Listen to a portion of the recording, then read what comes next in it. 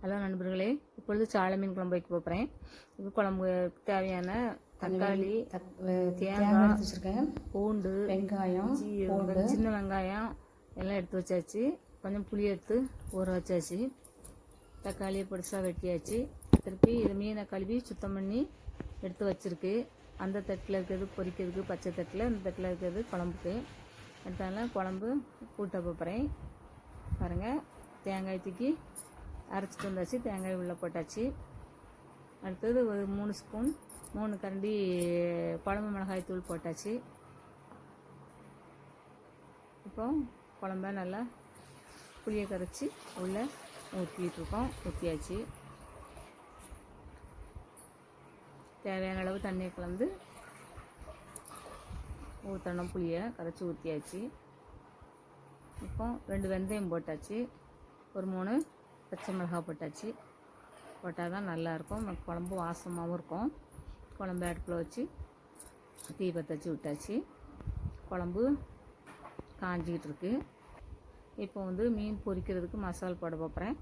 அதுக்கு மீன் எடுத்தாச்சு. அது கொஞ்சம் மிளகாய் தூள் போட்டாச்சு. கொஞ்சம் உப்பு போட்டாச்சு. கொஞ்சம் மிளகு தூளும் போட்டாச்சு. போட்டு அவ்வளோதான், எல்லாம் போட்டு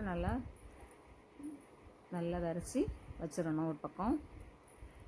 அடுத்து குழம்பு காஞ்சிட்ருக்கு. எனக்கு காப்பி குடிக்கணும் போல் இருந்து, அதனால் ஒரு டம்ளர் காப்பி போட்டு குடிக்க போகிறேன். சாப்பில் கொஞ்சம் நல்லெண்ணெயை ஊற்றி தாளிக்கணும். நல்லெண்ணெயில் தான் தாளிக்கணும் மீன் குழம்பு, அப்போ தான் நல்லாயிருக்கும். குழம்பு காஞ்சிட்டு மீனை போடுவோம். மீனை போட்டு கொஞ்சம் நேரம் அது உப்பு பிடிக்கட்டும். அடுத்தாப்பில் எண்ணெயை இதை தாளித்து ஊற்றலாம்.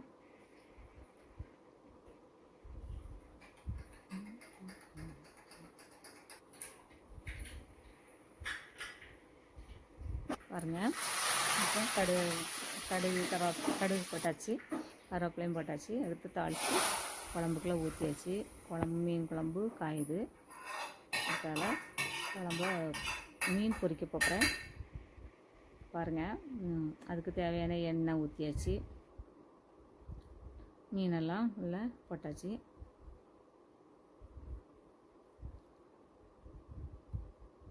மீன் பொரியுது.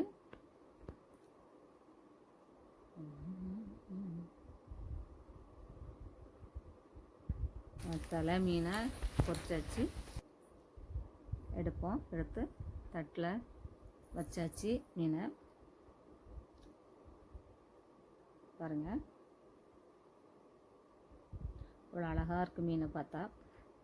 பாருங்கள், சாலை மீன் குழம்பும் ரெடி, மீன் பொரியலும் ரெடி. சாப்பிட வாங்க.